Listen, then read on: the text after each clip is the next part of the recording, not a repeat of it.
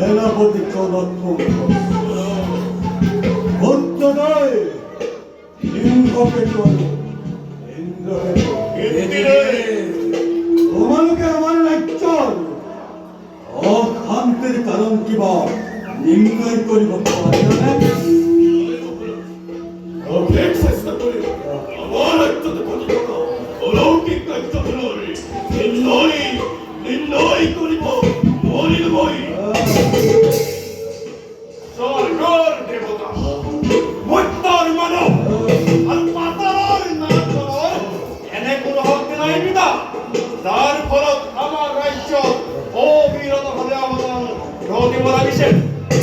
আমি অন্যসকলক জগত ৰাজ্যৰ চতুৰ্দিশে ঘূৰিও একো বুজ ল'ব নোৱাৰিলো। ইন্দ্ৰকেতু এই ক্ষেত্ৰত পিতা ময়ো আপোনাক কোনো ধৰণে সহায় কৰিব নোৱাৰিলো। অশান্তিৰ কাৰণ বিচাৰি যেতিয়াই যলৈকে গৈছো এক নতুন নতুন অশান্তিৰ অভিজ্ঞতা লাভ কৰিছো।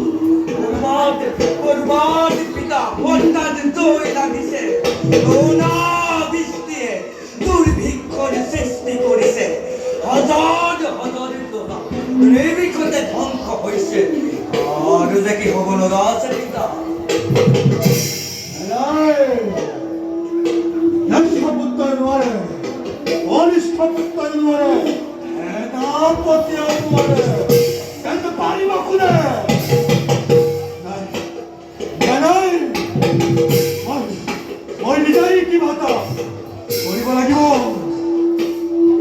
এটা কাম নকৰিব এই মতিদেৱ মহলে বহুকে সন্তুষ্ট কৰি আমাৰ ৰাজ্যতে ঘটি থকা অলৌকিক কাৰ্যবোৰৰ কাৰণে তেওঁৰ পৰাই জানি লোৱাটো ভাল হ'ব মহলা আছে।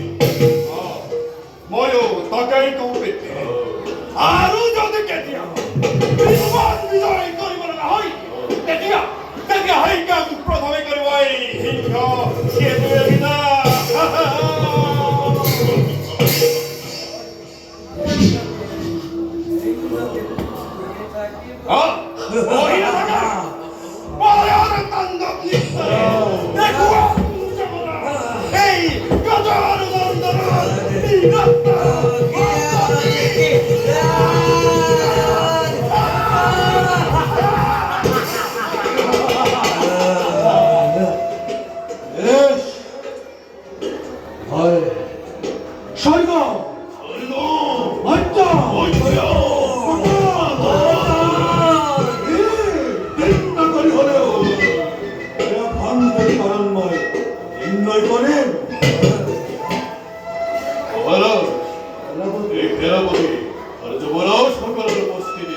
আপনি কোনো চিন্তা নকৰিব, সকলোৱে কৰিম হলম।